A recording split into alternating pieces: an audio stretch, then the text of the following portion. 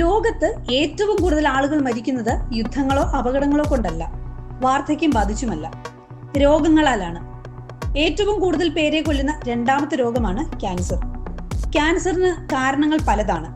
അതിൽ മനുഷ്യന് നിയന്ത്രിക്കാൻ കഴിയുന്നതും ഏറ്റവും പ്രധാനപ്പെട്ടതുമായ 3 കാരണങ്ങൾ പുകവലി, പൊണ്ണത്തടി, മദ്യപാനം എന്നിവയാണ്. പുകവലിയെക്കുറിച്ച് ആളുകൾക്ക് ആവശ്യത്തിന് ധാരണ ലഭിച്ചിട്ടുണ്ട്. എന്നാൽ മദ്യപാനം പുകവലി പോലെ തന്നെ അതിരൂക്ഷമായ ആരോഗ്യ പ്രശ്നം ഉണ്ടാക്കുമെന്ന് പൊതുവെ ആർക്കും വലിയ ധാരണയില്ല.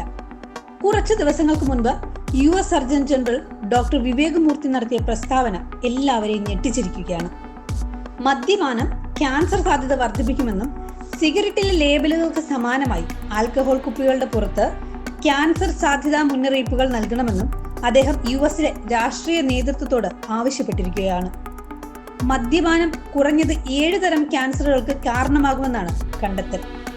സ്തനാർബുദം, തൊണ്ട, കരൾ, അന്നനാളം, വായ, ശ്വാസനാളം, വൻകുടൽ എന്നിവയിൽ അർബുദ സാധ്യത ഇതിൽ ഉൾപ്പെടുന്നു. ആൽക്കഹോൾ മനുഷ്യന്റെ DNA മാറ്റം വരുത്തും, കോശങ്ങളെ നശിപ്പിക്കും, ഹോർമോൺ വ്യതിയാനങ്ങൾ വരുത്തും, കാർസിനോജനുകളുടെ ആഗിരണം വർദ്ധിപ്പിക്കും. ഇതെല്ലാം ശാസ്ത്രീയ പഠനങ്ങളിൽ കണ്ടെത്തിയിട്ടുണ്ട്.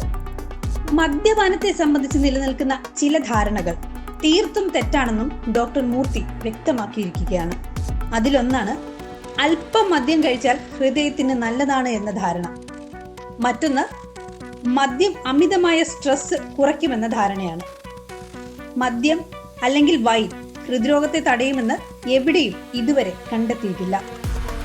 മദ്യം തലച്ചോറിന്റെ ചില ഭാഗങ്ങളുടെ പ്രവർത്തനത്തെ മന്ദീഭവിപ്പിക്കുന്നതിനാലാണ് ടെൻഷൻ കുറയുന്നതായി തോന്നുന്നത്. മദ്യത്തിന്റെ ഗുണത്തേക്കാൾ എത്രയോ മടങ്ങ് വലുതാണ് അതുകൊണ്ടുണ്ടാകുന്ന അപകടമെന്ന് ആളുകൾ മനസ്സിലാക്കണമെന്നാണ് ഡോക്ടർ മൂർത്തി പറഞ്ഞിരിക്കുന്നത്. വളരെ കുറച്ച് അളവാണെങ്കിലും മദ്യത്തിന്റെ അപകടം കുറയുന്നില്ല.